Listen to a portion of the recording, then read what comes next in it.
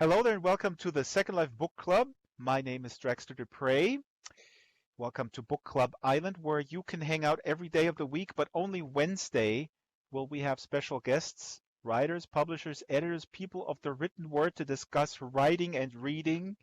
And I think that's why we're not getting trolled as much as other islands, because people come here and say, hey, I want to harass other people. That's why I'm here in Second Life. What are you guys doing? So, well, we're discussing books. These trolls are out of here so fast. Um, Today is no exception in terms of special guest. I shall introduce our one guest for the entire hour after a few house cleaning notes. Very excited to have her here. Um, Now, first of all, you noticed that we're starting at a new time. We're starting at 12 o'clock Pacific or Second Life time. We're streaming to Facebook, YouTube, Twitter, and as you know, I will incorporate comments from there into the discussion via our back channel. So please feel free to ask questions or comment on what's going on. Since we're listed in the destination guide and we're under featured events, you may bump into a well-meaning noob stumbling about, maybe a troll, maybe not. If you are a seasoned Second Lifer, help them out, befriend them, recommend some books. Also join the group. Just a show idea by sending me an email or IM. We are now booked solid through February 2021, which is absolutely amazing. I'm seriously contemplating adding more dates, but we have other shows that are being added. One show is the Mystery Hour with Con Sweeney. Con Sweeney is here in the audience. That will start on July the 20th. We also have a show hosted by Yvonne Battle Felton together with Ann Charnock, and you can find that in the calendar on draxtor.com/SL Book Club. Now, I put out a reading list on bookshop.org every week. We're not sponsored by them. I like their business model. They're strengthening local stores, local events. Bookshop.org/shop/Draxtor Reads. AJ McDowell is putting it in a local chat. Please go there. I actually have a reading list up right now for the show today. Usually I put it together after the show, but you will learn in a minute why that is, why I already have it ready, because I got so many awesome recommendations. Lastly, I would like to thank our team. Strawberry Linden in charge of camera streaming. Brett Linden helps out with security and marketing. Patch Linden, the whole governance team, including the moles. We have Squeaky Mole today. Squeaky is in the audience, making sure about them trolls. Also, big thanks to Marianne McCann, who customized the venue. Prelos customizes the avatars. And Silas Merlin makes special merch and sometimes a custom avatar. AJ McDowell made coffee mugs. There's a coffee mug on the table here. You can grab one.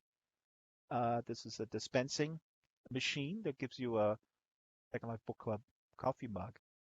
We also started a new partnership with Slink. So from now on, every avatar that you will see here at the book club will have a Slink skin. So the first author that is coming is actually Jules Rivera, the illustrator and cartoonist. Will come on July 15th, and she will have a Slink body. Now, today's topic, let me introduce the guest. We only have one, but it's plenty because the guest is LL McKinney, and she has a lot to say, not only about the young adult fantasy that she writes. She's also an activist in regards to issues concerning the role of writers of color in the publishing industry, like equity, equality, inclusion. LL McKinney, I'm so psyched that you're here. Thank you for coming to the book club. Thank you for having me. I am excited to be here as well. This is really cool, this whole avatar thing. I'm big into video games, so this is awesome. I was gonna say, because how do you feel in this avatar embodiment? And you're a gamer. I read this on your bio, Yes. so you're familiar with avatar embodiment and representing yourself in a different body. Yes. It's mostly like you'll have some games where you can customize your character, like Dragon Age. That saga is one of my favorites. But you can't customize it all the way around the way that you kind of really want to. They're still having trouble with body types and with, believable forms of natural black. Aside from what looks like strands of clay just sort of pressed to the top of your head to represent braids. Yeah. So this is pretty awesome. This is like the closest I've ever gotten, in all honesty.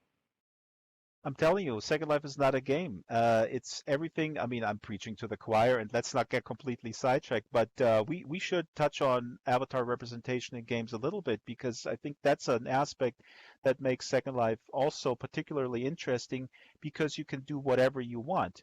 You can just the amounts when we talk about different hairs. I mean, there's a hair fair every year that makes and hair and all this stuff is user created, so you can have any type of hair that you want. You can have any type of skin color you want. You can be anything that you want. I'm always curious about gamers who find Second Life a little bit lacking because in terms of representation and embodiment, there is absolutely nothing comparable. But maybe we'll touch about that a little bit later. Yeah, sure. Now, first of all, I'm embarrassed to say that I haven't read your books because these books were sent by your publisher, and I'm going to hold them up here.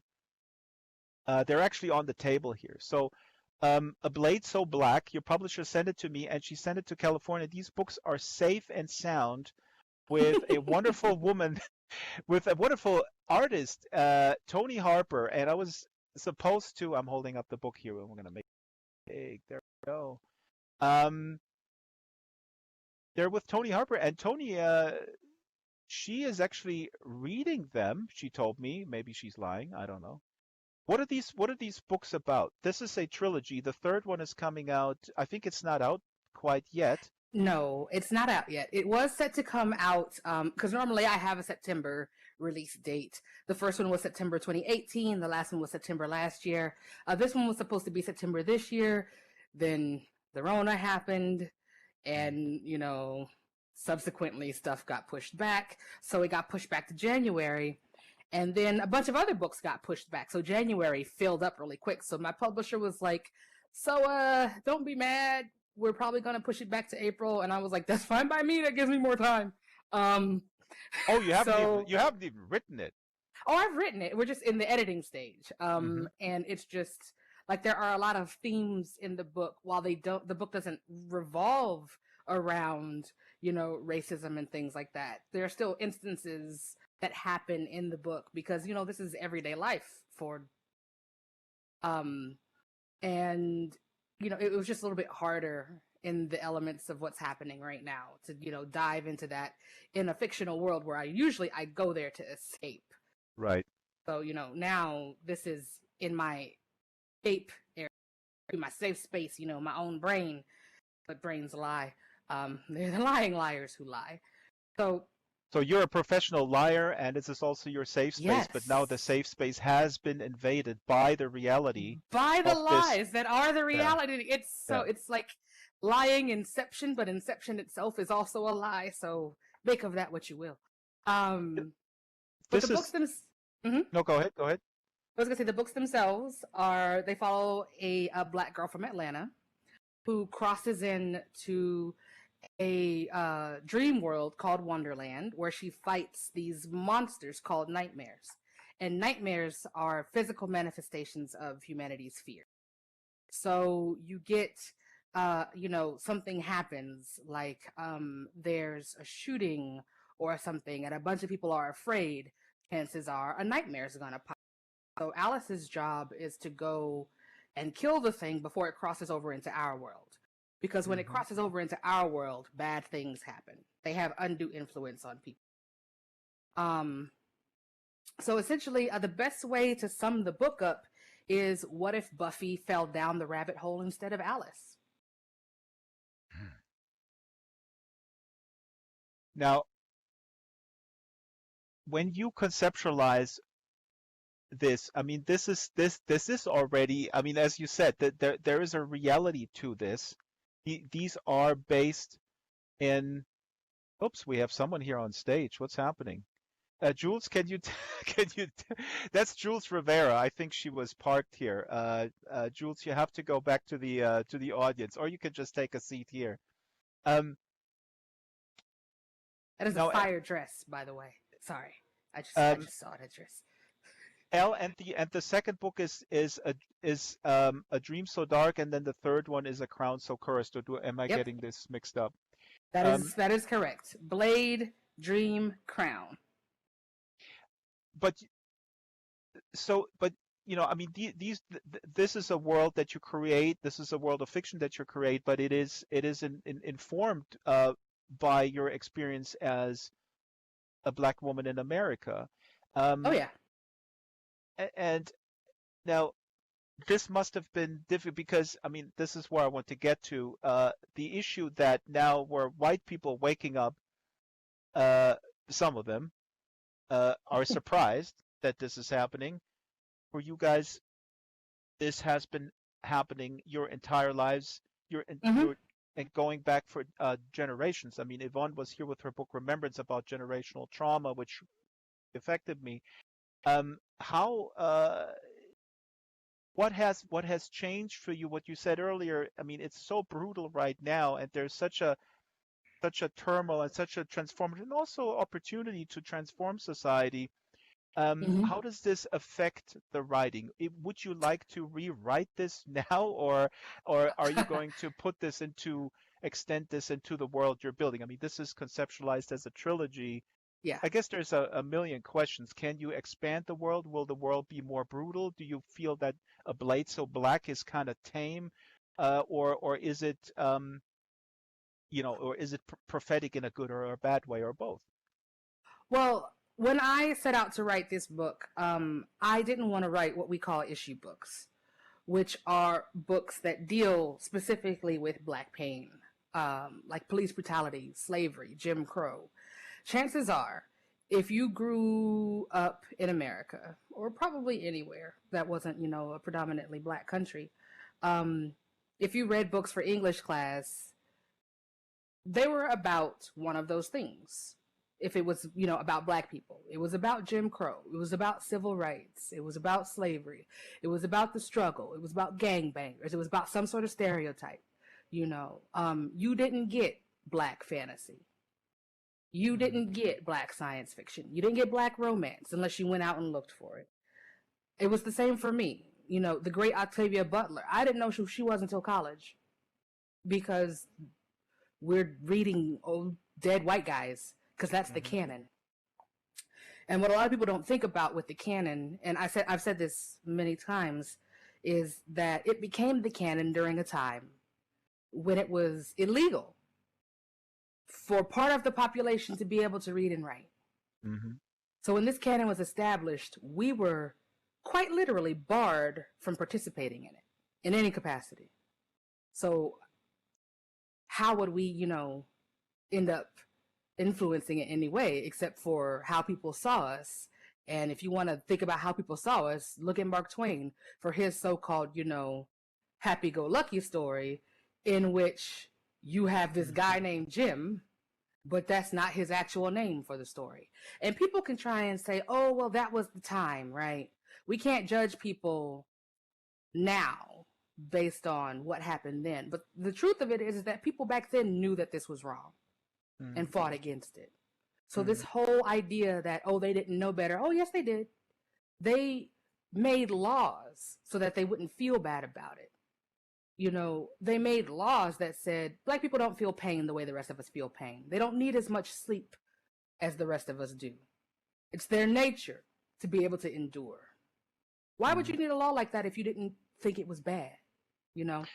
So all of that's happening, and I don't think that like it's affecting the way that things are done now. And I can get into a whole history thing about it, but there are books on the bookshop thing that you've put together that will do a better job more succinctly than I do.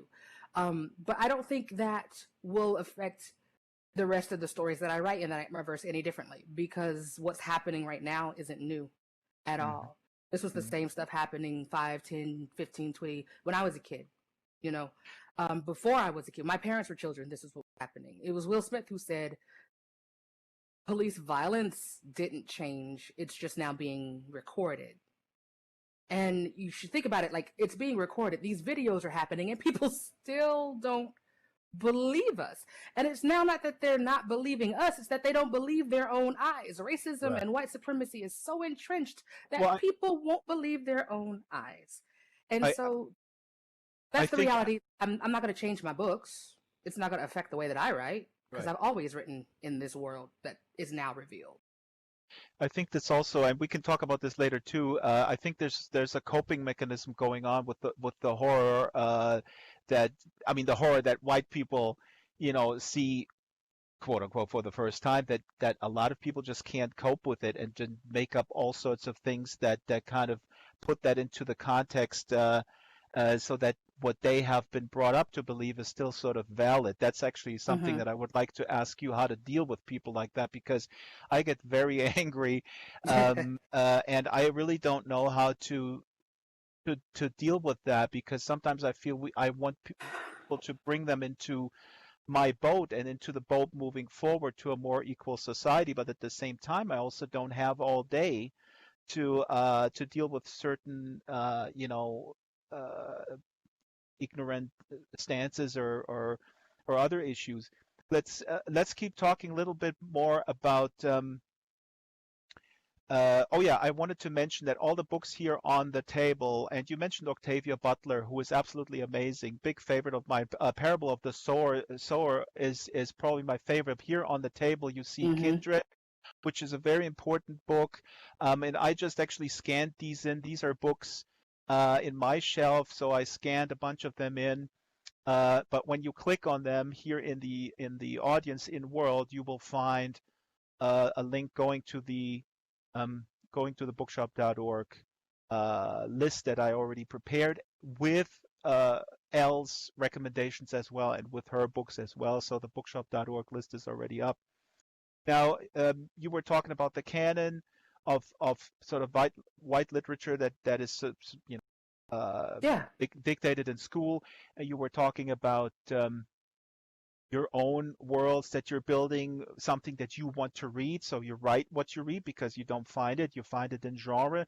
How do you feel about the canon of Black literature? I have a bunch here on the table. I have August Wilson, who I really love. I read a lot of his plays, and here's a book called Passing by Nella Larson from the Harlem Renaissance period from the 1920s and 30s.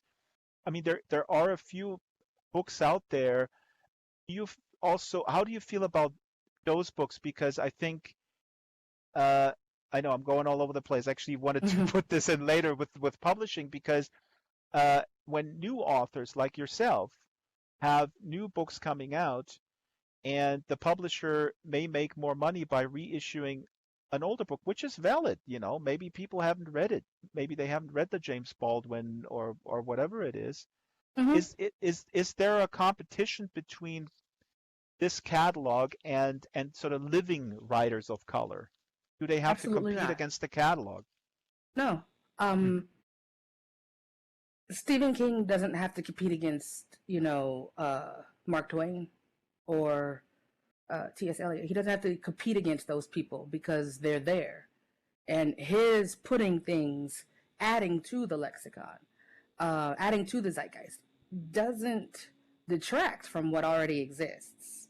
You know, it's one of the things that, because I also do comics, and it kind of relates to that. People are always, really upset when you have um, a person of color or a black person take on the mantle of one of these great heroes. And people are acting like, because Miles Morales exists, now Peter Parker's going to suddenly, every copy that of every comic book that has ever existed, every movie, every TV show ever made, both in America and abroad, is just going to disappear.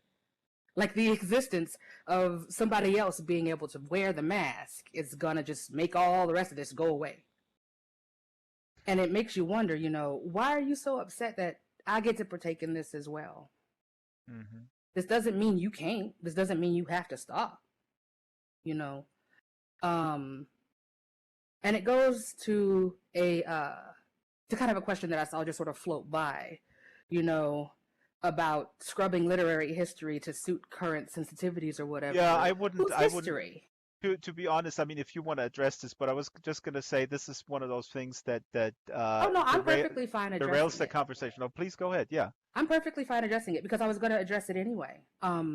Somebody just asked the question, and I already sort of answered it. Like, let's whose restate this, please, history? because people seeing this on the stream, they might not see him. So somebody here put in the local chat, so scrub literary history to suit current sensitivities? Question mark. Go ahead, L. Yeah. So whose history is being scrubbed? I that will be my response to that is to ask a question. By talking about that these things were wrong, they've always been wrong. People back then thought it was wrong. There Hmm. was a war fought because people thought it was wrong, you know, and other people didn't want to let go of that wrong thing because it made them money, which hasn't changed in America. People will do wrong stuff for money. Companies do it now all the time. Um, but it completely ignores the fact that this idea of history is untouched. It's almost, virtuous, almost virginal in the way people look at it. Hmm. That it's true because somebody somewhere said it was. And it's the same thing with science, you know. Back before we had the scientific method, hypotheses and whatnot, and having to go back and proving your question. If somebody wrote it in a book, people just took it as true, you know. Hmm. Um, so it's the same thing. Just because somebody told you this was history, because some dude wrote it a long time ago, and a bunch of people turned out that they liked it, now that counts as history? I think we also need to keep in mind that history, I mean, this is really not a new insight at all. History is usually told by a specific cohort, a specific class, and it's also the history of the winners most Oh, yeah. often. So when things are being, introduced into the canon, this is a very selective view. And so I'm very, very glad that today, and the book is not on the table, Ibram X. Kendi's book, Stamped from the Beginning, which is an absolutely must read. It's in the bookshop.org reading list, which dismantles this whole notion that racism is some sort of a misguided thing, so a sociopathic misguided thing. He really dissects it as a way to legitimize an exploitative economic system. And so this is actually something I wanted to ask you because I read in your Twitter feed that I think I'm paraphrasing you. You said you don't have patience with someone who says I don't have time to read. And I also I really don't know how to deal with this sometimes because I know it sounds a little arrogant when you say to someone who throws out a half-baked hot take on something. You said, why don't you read a book? I know the way I phrase it sounds very arrogant and I'm probably not making any friends. But how do you deal with someone who is openly, I don't know, displaying an attitude that where they signal they're not interested in actually contextual or historic information about any subject matter? I don't deal with them. They're Mm, not worth my time or my effort. Point mm, blank, period. There are people out there who are never going to change their mind about me, about my people, about other people who don't look, act, and believe the things that they believe. mm, You're not worth my time. My time is better served in writing stories and serving my community and the communities around my community. My time is better served writing these books for these children. I write books for and about Black kids, but Black kids aren't the only ones who benefit from these books. Everybody else benefits too. When we all have stories where we can see the whole of each other and not just the stereotypes that the media has been shoving down our throats for forever, then we all benefit. Here's It's like something a I mm-hmm, just want to put this comment here. Victoria says in the local chat, I think there's a difference between forgetting history and not continuing to glorify it. I think this is, in my mind, an important point. I think it's completely legitimate to rename streets so that they're not named after Confederate generals or here in my country, former Nazi officials. Okay, I mean mm-hmm, that's I think a very similar, good comparison. But it's nonetheless important. When I went to Berlin one time, we did a city tour, and the people the tour guide pointed out which street names were actually renamed and which buildings were inhabited by Nazi officials and which were official government um, houses and so on and so forth. So Hmm. I think that's the point here. I think when you just selectively put people on a pedestal that did terrible things, I'm obviously referring to statues that are now taken down. That's a completely different thing than taking those down and talking about what these people did. Well, So also, here's the thing. Like, if you do a bad thing and you learn your lesson, do you need a reminder of the bad thing you did in order to not do it again, or was that lesson enough? If the lesson was sound, if you're actually remorseful. mm, I remember things that I've done, that required course correcting of myself as a human being very clearly from years ago. I don't need a statue. I don't need a plaque. I don't need anything commemorative because I want to not be that so badly. It'll be fine. mhm, And it's the same thing. Germany went through the paces of making actual amends for what happened. They went through the mhm, paces of admitting that what happened was wrong on all fronts. And their commitment to not letting it happen again is seen and bolstered by the fact that you're not going to find any of those people on statues or with streets or squares named after them. mhm. You still do find a few streets, but one of the things is I think that uh, talking about, I mean, there is a difference between um, accusing someone of being you know, I guess when the conversation about, for example, slavery comes up, and I had this happen in when I lived in America, white people get extremely defensive and say, "Well, I didn't have any slaves." I said, "That's not what I said. That's nobody is claiming that. We're talking about putting an issue on the table so we can heal together." Uh, so this defensive stance is something that is difficult to deal with, I can imagine. I think it's Uh, because people don't understand the difference between fault and responsibility. Yeah, that's very well It's put. not your fault, but you are responsible for that legacy because you are that legacy, whether you like it or not. I am the Mhm, descendant of slaves, whether I like it or not. And if you're not the descendant of the people who enslaved my people, you're a descendant of the people who put into place a society that benefits from that. Or you yourself now benefit from, the descendant of that system. Because the system never went away. It just changed. Whenever people get upset or people, get riled up enough, the system takes on a new name. Jim Crow, the 13th, the prison industrial complex. It becomes different things. The police exist because slave catchers existed. They were directly, and when I say directly, I mean one day they were slave catchers, the next they were policemen. That's what mhm, I mean by directly. These systems, just like the people, are descendants of that time.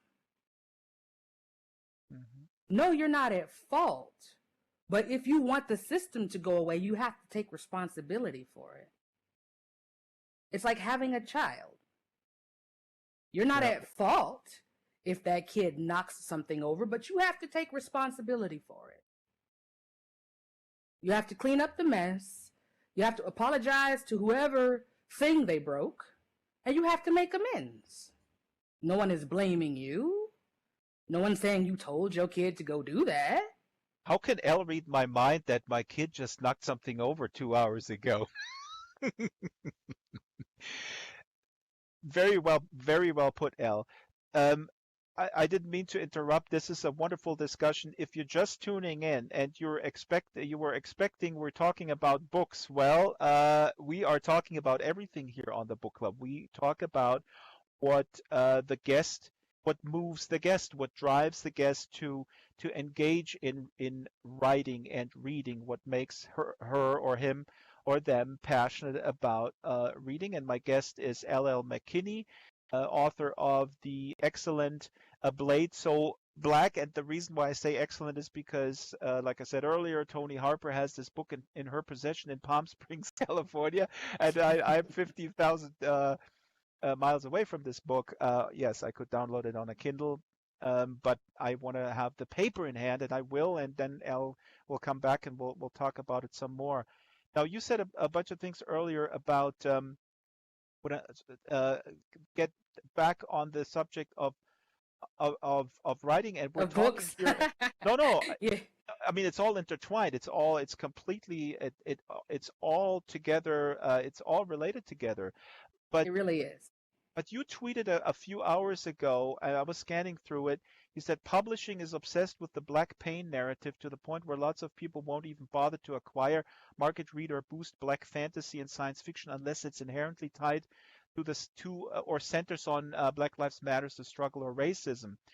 So, Hmm. this is very interesting because uh, I don't see a contradiction in what you tweeted here and what you said earlier about um, putting out the world building of fantasy where these books take place, and weaving that stuff in gently. But I would like you to comment on how this process works. I mean, put us into like a fly on the wall here, a discussion with a publisher who says, "So what are you cooking up?" And you say, "Well, I got this black heroine, and she's totally kicks ass, and she does this and that, this and that." And then does the publisher say, "Well, but is there maybe a Lives Matter group in that book?" Or, I mean, how does that, how You do, would be surprised how direct publishers are with this type of stuff.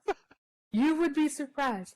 There are people who are told your book isn't black enough because it doesn't involve, you know, families with single moms and dads in prison or something oh like my that. God, are you kidding me? This is I'm not. insane. That is the thing that we are told this, that the book's not black enough. So a black person who wrote about another black person is somehow not black enough to you, non-black person. Who are you to judge? Well, people have been fed this idea of what they think blackness is for so long that when they don't get that, when they get everyday things, when they get a heroine like mine who starts the book in a Sailor Moon outfit because she cosplays, because I cosplay, because like damn near every black person I know cosplays. You get that and they're like, wait a minute, y'all don't do normal things. So you mean normal as in what you consider to be white things? Mm-hmm. It's a thing. If you ask anybody black, who might like rock music, Mm-hmm. huge Disturbed fan, Slipknot, Actually, I'm following this Linden. guy who is a metal guy on Twitter too, and he's awesome, and he says the same thing like about black metal fans. Like it's really weird in his community. No, go ahead. It's a thing. Like, I listen to Diggs music. I had a huge goth phase when I was in high school. The parachute pants, the chains, the black lipstick, all of that. This is me. I'm very happy that social media wasn't around back then, but I still have some of those things because it's always been a part of me. So you find out that people find out that you like these things, and they're like, "Oh, you like white stuff." Who said that? Why would you quantify it like that? Because there's this Right. idea of what black people are supposed to be into. We're not supposed to listen to anything but hip hop and R&B and gospel music. When in fact we pretty much like created all genres. You can fight me on it. You know your I history. won't. You're absolutely right. You know that black people, there would be no music without Oh, black folks. There would be no absolutely. modern music without blac folk.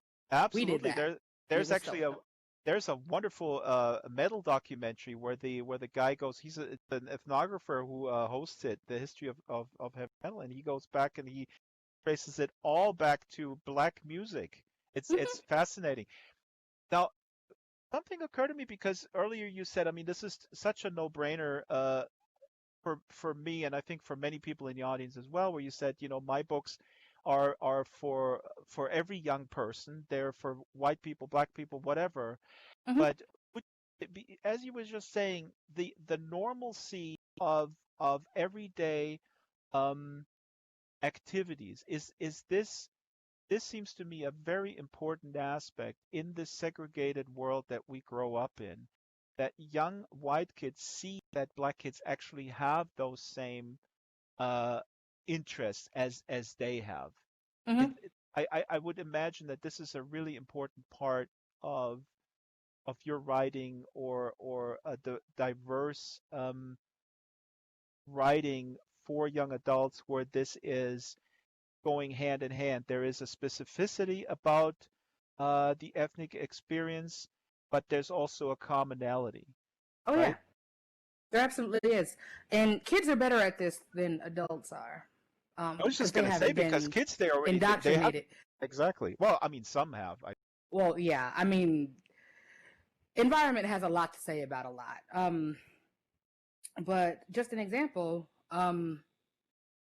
especially now, like the kids now, worlds ahead of where we were, and I'm happy that it seems to get better with each generation. People want to talk bad about, like they talked bad about millennials. Now they want Hmm. to talk bad about Generation Z. I better leave them babies alone. Hmm. But anyway, you will see the kids and they'll just like a thing.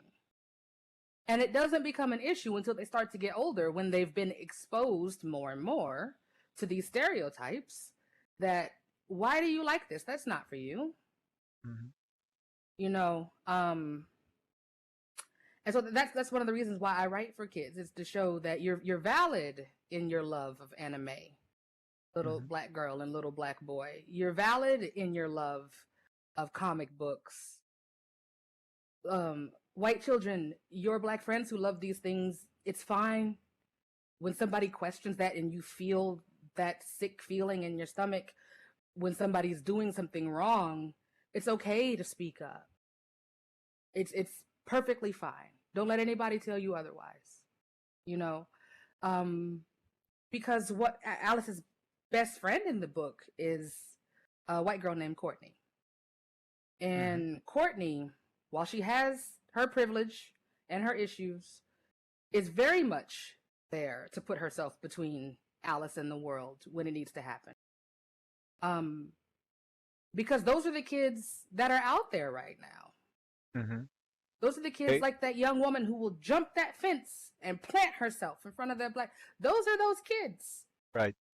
And I write for them to tell them that somebody's going to say something hateful to you for doing that, my little sister. But Mm. what you did was heroic.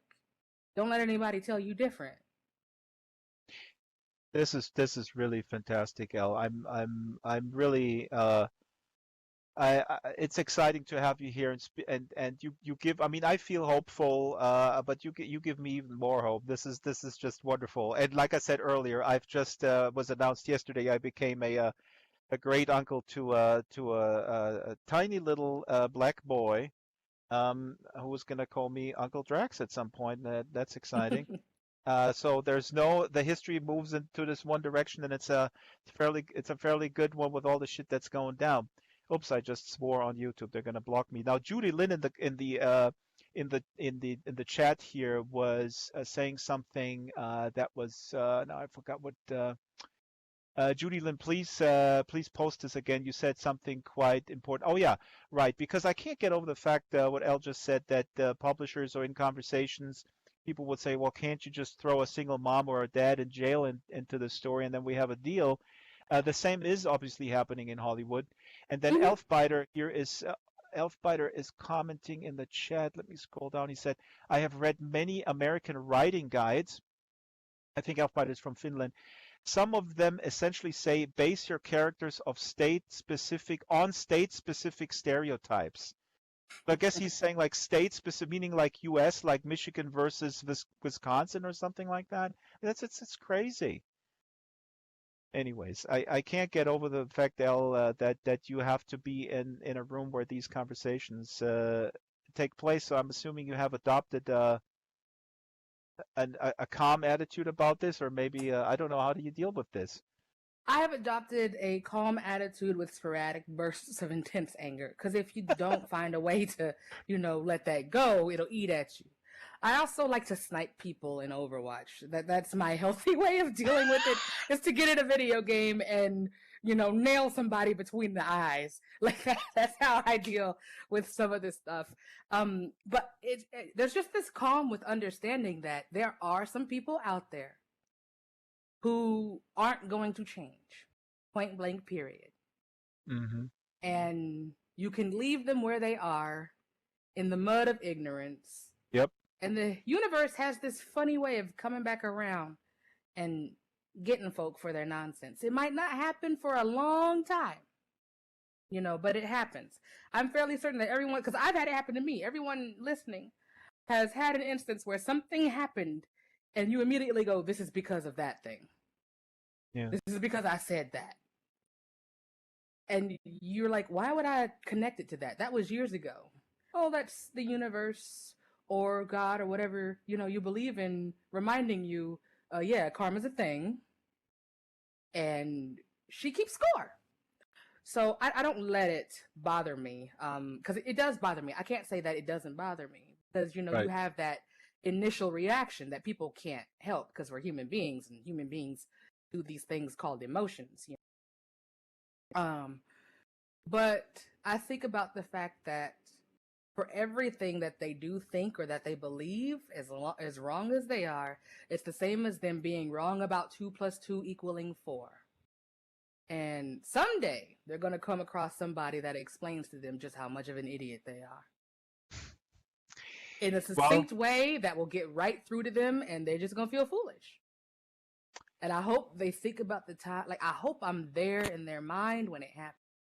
But they're not worth my time. And telling people that they're not worth my time seems to make them more upset than, trying to correct them. Because a lot of them want that engagement. They want that. They want to, right. They want to, well, see, this is an interesting part where I'm really struggling with it, and I come to the conclusion that when I come into a conversation with someone, I'm an extrovert in real life, and I play an extrovert in Second Life, so I have a lot of interaction with people, and oftentimes when they would open up with their bigoted views towards me, I take a calculated position, and it's often along age lines. I mean, I'm joking. Sometimes I say if somebody's off driving age and tells me that the reason why black people don't do well is because they're lazy, then I'm not going to waste my time. But if someone would say something or a variation of something like that and they're 15, 16, I will engage with them because there's a lot of young folks that are left alone out there with no role model, and there is a concerted effort by very dubious forces to grab them and indoctrinate them with really, really terrible propaganda. I mean, we all know that the right in general is much more savvy on YouTube and in games, and they come in there. I mean, there's obviously also just sort of nihilistic trolls, but there's also a lot of people who use these spaces where young folks gather who are looking for meaning. They use these spaces to very strategically grab them and indoctrinate them. So oh yes, that's that's another always. reason why I write the books that I write. But here it's like I'm an old cynic. I'm pushing 50, okay? So L, tell me, I mean nobody reads. They're all hanging out in Overwatch with you.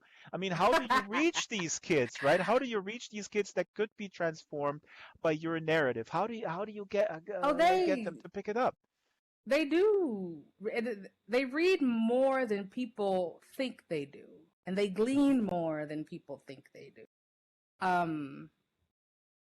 And they listen to their friends, So if you have a reader in a group of friends, like actual friends, and they start to, have these conversations, then they can change each other's minds. I've seen it happen. That's positive peer pressure. I love it. I've seen it happen. And you have, because I'm on Overwatch as well, and I don't really chat in Overwatch all that much because it's not very friendly towards, I know we established that you just need to punch people in the face. Yeah. But those same kids still go to school. That's one of the reasons why it's like, changing the quote unquote canon is important. Teaching actual history is important. And people will fight about it. People will fight on it. You know, people want their version of history taught. And if you threaten to tell children the truth and let them come to conclusions on their own, because children are brilliant, you know, which is why adults are scared, in my opinion. Yeah.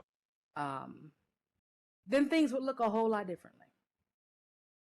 I don't want to Books are harp one too way to much. do it.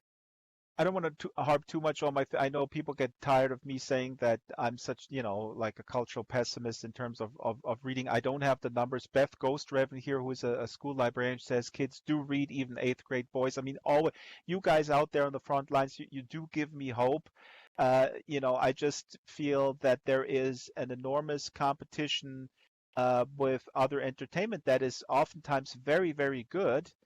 But it's just very enticing. And when you have a Netflix subscription, then the way you can consume this is a lot easier than the Yeah. effort of grabbing a book and exercising that muscle of imagination. I always say, treat it like, and I don't know if that's a good selling strategy if I say, hey, reading is like going to the gym, because it kind of is, because you're building these castles of these worlds in your head from the page, so you're exercising that muscle.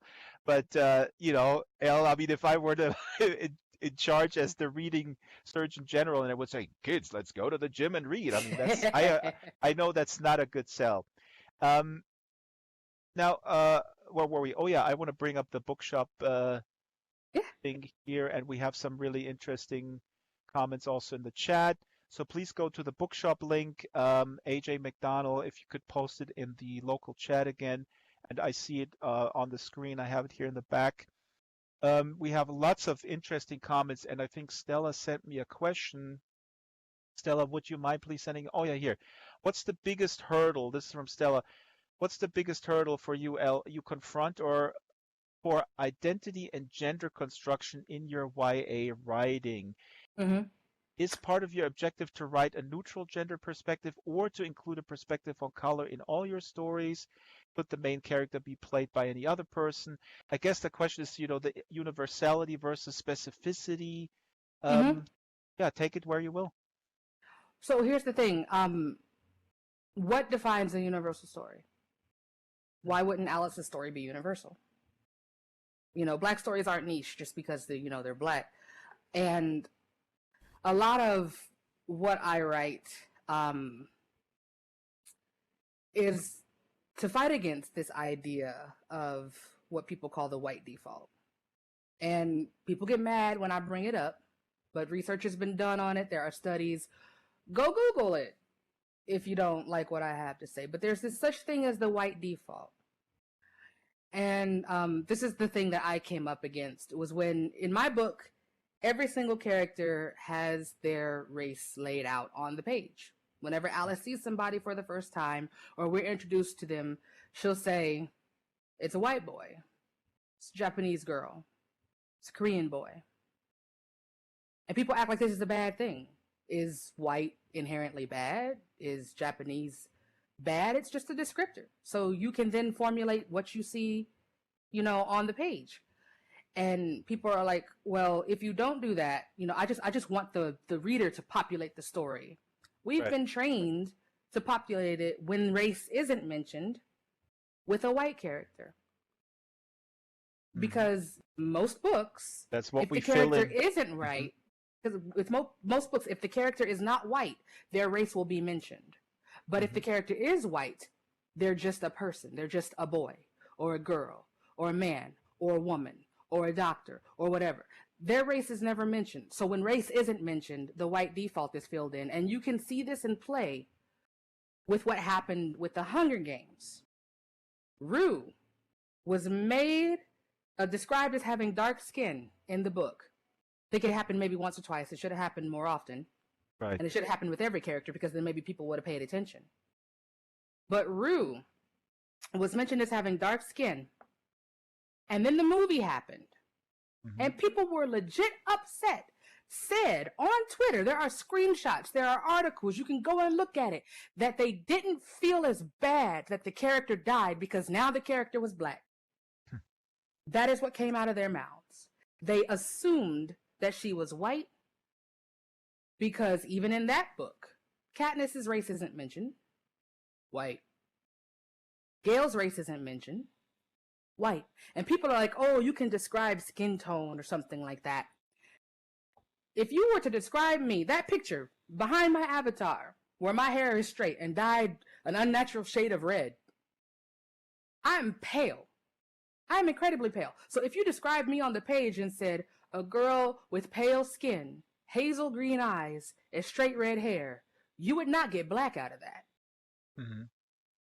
So descriptions don't always do the trick. I am black. Both parents black. Not biracial at all.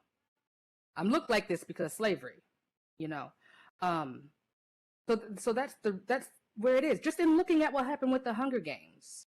I just want to throw this in because people are having great discussion here on the local chat. Also, I forgot who said this. This is marked versus unmarked. What you just described, I mean, this I think should everybody really should think about what you just did. You just defined in the realm of literature what white privilege really is. That white people are just, I mean, they don't have to be described. They are just there. They're While allowed to exist. Yeah. Mm-hmm. Without these extra, add things added on. Mm-hmm. Because when the writer makes that distinction to say, oh, this person is black, pay attention to their blackness, it's usually going to be a stereotype. Mm-hmm. But if everybody is just as they are, because you can try and tell me that you're colorblind or whatever, but when you walk down the street and you see a white man versus a black woman, you see that that's a white man, right? They don't both just look gray. So why would you try to pretend that that's how it works in books? People aren't gray. That's not how it works. And so Elle, I have to jump in here real quick because I get my producer is yelling in my ear. I'm losing my hearing. I gotta sue my producer. I'm informed that we have 8 minutes to the top of the hour, but we'll stick around after the stream ends for another 20-30 minutes, and you can ask questions here in the room. We're just not streaming it. I have a whole section here that I don't want to get into. We can be very brief. I just want to briefly talk about the issue of appropriation. Oh, wait a minute. Beth Ghostraven also asked, and I'll ask this again later, the age group of your books. Is this appropriate for 6th graders, 11 to 12 years old, middle grade? She's, I think, in charge of middle grade stalking at a library. So, well, that's going to depend on you. You know how you view. Nothing happens in my book. Like there's monsters get killed. So there's description of fights. Alice gets hurt. So there's a description of. I mean, you can't fight monsters without blood happening. I mean, I guess you can, but it's not believable. And then there are a few like 4-letter words, but if you think that those kids aren't using those 4-letter words, I don't know what to tell you. Kids read up, so if there's no, anything that would be like NC-17. But there are some people who don't like cuss words in the books that they give their kids. And I respect that. Right. It's whatever. So I don't think there would be any harm in it. I would always recommend that, somebody who's going to play gatekeeper, or the person who's going to be giving the book to the child to either read the book themselves or talk to somebody who has read the book themselves. As someone who wrote the book and someone who was a 6th grader, my books are way cleaner than what I was reading in the 6th grade. So make of that what you will. Let me jump in here with the last question here, and then we will finish up on the mainstream. Recently, there was a huge brouhaha about the book American Dirt by Janine Cummings, I haven't read the book and I have no plan on reading it. Frankly, it's about Mexican migrants, I believe Mexican migrant workers, and the plight and how they're being mistreated, harassed when they come to America. And Janine Cummings is a white person. She was the book was criticized, was that she was exploiting real issues for dramatic Mm-hmm. effect. Again, this is a writer who got a huge advance, and she was on the Oprah Book Club and so on and so forth. Mm-hmm. But she's basically telling a story of Mexican migrants in horrific detail. Now, she claimed, I want to bring attention to this issue, and so it went back and forth and back and forth. I don't have a position on this book because I haven't read it, but what I find very obvious here is that even if this writer had the best of intentions of Mm-hmm. bringing this issue to the fore, the problem is very systemic again, that nobody of color would, or a Mexican migrant specifically would have never gotten the attention or even the meeting with Mm-hmm. a publisher to pitch a book like that. The Mm-hmm. whole structure of the industry is such that only a well-situated middle class or upper middle class white person can even pitch a book like that, gets it published, gets a lot of money in it. So I find this whole discussion is very important, but Yes. also what's important is to really look at the systemic issue here, that Yes. writers of colors don't even get into the door of pitching their particular story or any similar story. What's your take on this whole American? Well, so the thing of it is that there have been uh, Latinx and Mexican writers writing these types of stories. They Hmm. just don't get the backing from publishing. They don't get the money. They don't make people comfortable because they tell the truth. And they point out how certain people and certain aspects are complicit if you're inactive about it. And people don't like being uncomfortable because, again, it goes back to that difference between responsibility and fault. People think that if I talk about it, I'm somehow blaming them. No, no, no. I never once pointed at anybody and said, you person, you are the one who did this. But people take that on themselves. And people have to realize that, one, that's a trick that the system played on them to get them to do that. And two, that nobody's actually thinking of them like that. Mm. We want your help. We need your help, you know. So she did this and she sensationalized it. Like, she wrote a book because she used to work in publishing, so she knew what would make a good thriller. Mm-hmm. She got things wrong, because the things that she talked about, it's not the way. And Mexican writers and Mexican people started talking about this, and I'm gonna believe the people with the lived experience. You know what I'm saying? Mm. They talked about it, and they were like, "Yeah, no, that's not how we do this. This train thing, this other thing, is from these countries here. Now you have someone who's all people from Latin America are the same, which is just disrespectful." Mm. Then you have the fact that a lot of her work, a lot of the chapters in the book, she lifted off of other Latinx writers. See, I didn't even follow it that closely. I mean, that's Oh, that's yes. insane. I mean, There then are some writers who have started litigation we don't because even she have to was, discuss quote it. unquote, inspired by their work. Mm. So, there's this arrogance, for one, thinking that I have to tell this story, that people aren't already telling their own story. Why don't you go find somebody telling their own story instead of you thinking that no one's going to be able to know about this or they're not going to be able to tell it themselves? What makes you think that these people can't tell it themselves? There's all that. So that's where people are like, oh, appropriation, blah, blah, blah. It was like, no. And I've seen an example, and I'm going to use this one because it's really good. And it hits some of the nuances, but it misses some of them. But it's a great general explanation. The Nightmare Before Christmas Mm-hmm. by Tim Burton is a perfect allegory for appropriation. Jack appropriates Christmas, messes it all the way up.